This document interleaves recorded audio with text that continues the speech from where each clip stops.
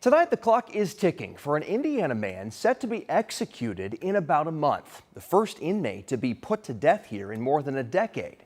Earlier this year, Governor Holcomb and Indiana's Attorney General announced they would resume executions, but Chase Howell spoke with a group tonight that hopes it doesn't happen. On Sunday, faith and community leaders will gather at the Capitol to urge Governor Holcomb not to resume executions. This comes as a Fort Wayne man is set to be the first inmate in nearly 15 years to be executed by the state next month. It was at a Fort Wayne home in July 1997 when Joseph Corcoran grabbed a gun and shot his brother, his sister's fiancé, and two of their friends. Corcoran was convicted of killing all four of them and was sentenced to death in 1999.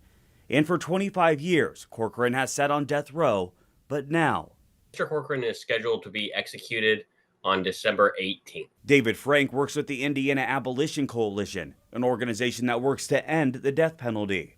He says the last execution carried out by the state was in 2009, and since then, a lot has changed.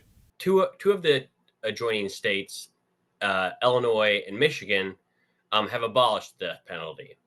And the two other adjoining states, Ohio and Kentucky, have taken capital punishment off the table for people who are seriously mentally ill.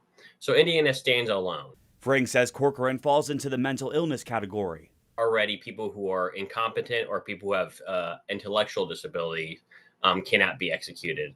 There's no reason for someone who can't understand what is the circumstances of their execution. There's no reason for the state to decide to go forward and take that person's life. As 13 News has previously reported, the state decided to resume executions after acquiring pentobarbital, the drug administered to carry out the death penalty. Within the last 25 years and the last 15 years, again, nothing has changed in any of these cases. All these 8 defendants on death row, they've all been convicted, and they've all been sitting there the last 15 years.